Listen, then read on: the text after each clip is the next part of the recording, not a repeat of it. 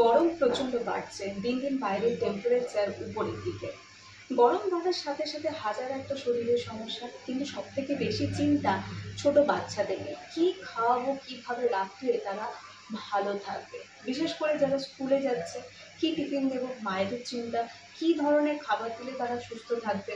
কারণ এই ধরনের গরম আগে এতটা পড়তো না, বছরের পর বছর টেম্পারেচার বাড়ছে।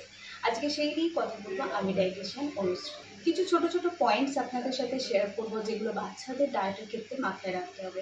প্রথমে যদি বলি জলের কথা, জল তো খাওয়াতেই হবে। অনেক সময় বাচ্চারা তাদের তেষ্টাটা বুঝতে পারে না, সেক্ষেত্রেও কিন্তু একটা সময়ের ডিউরেশনে তাকে জল খাওয়াতে হবে। যদি এমনি জল খেতে ভালো না বাসে, সেক্ষেত্রে আমরা ডাবের জল খেতে পারি, একদম টাটকা ফলের রস বানিয়ে দিতে পারি, আমরা একটু নুন চিনির জল দিতে পারি, একটু আখের গুড় একটু লেবু দিয়ে সেই জলটা খাওয়াতে পারি। বিভিন্নভাবে তাকে জল খাওয়াতে হবে। হালকা এবং কম তেল মশলাযুক্ত খাবার খাওয়াতে হবে। ভাজা ডিপ ফ্রাই ফুডস কিন্তু একদমই চলবে না, প্যাকেটের চিপস এই ধরনের খাবার চলবে না। বাইরের ভাজাভুজি খাবার শুধু বলছি না, বাড়িতেও একদম ডুবো তেলে যে ভাজা খাবারগুলো হয় সেগুলো বাচ্চাকে দেবেন না, হজমের সমস্যা করতে পারে।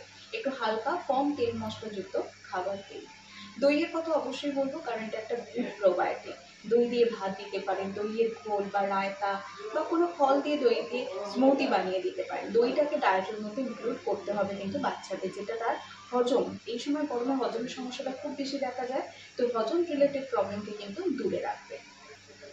অ্যানিমাল প্রোটিনে মানে যে সমস্ত প্রোটিন আমরা প্রাণীজ খাবার থেকে পাই, যেমন মাছ, মাংস, ডিম, এগুলোর পরিমাণটাকে একটু কম করে উদ্ভিজ সোর্স থেকে যে প্রোটিনগুলো পাই, মানে ভেজ প্রোটিন এবং অ্যানিমালস প্রোটিন দুটোকে কম্বাইন করে প্রোটিন রিকোয়ারমেন্টকে ফুলফিল করতে হবে। শুধুমাত্র অ্যানিমালস প্রোটিন দিলে হবে না।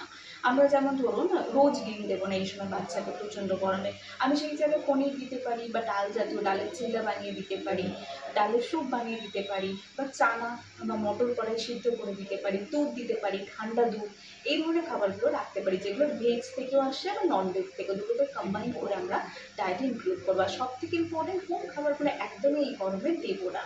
যে কোনো ধরনের ভাজাভুজি খাবার, cream biscuit, chips, mayonnaise, cream, রোজ পাউরুটি বা ব্রেড, যেটা সেই ধরনের খাবারগুলো দেবো না, যেটা আমাদের গাট হেলথকে বিভিন্ন প্রবলেমে ফেলতে পারে। বাচ্চাকে জল খাওয়ান, হাইড্রেটেড রাখুন, দরকার প্রথম টয়লেটটা চেক করুন। এটা চেক করলে আপনি বুঝতে পারবেন বাচ্চা ডিহাইড্রেটেড হচ্ছে কিনা। এইভাবে তাকে সুস্থ রাখুন এই গরমে। এবং ভিডিওটি সবার সাথে শেয়ার করুন, কেমন লাগলো জানান।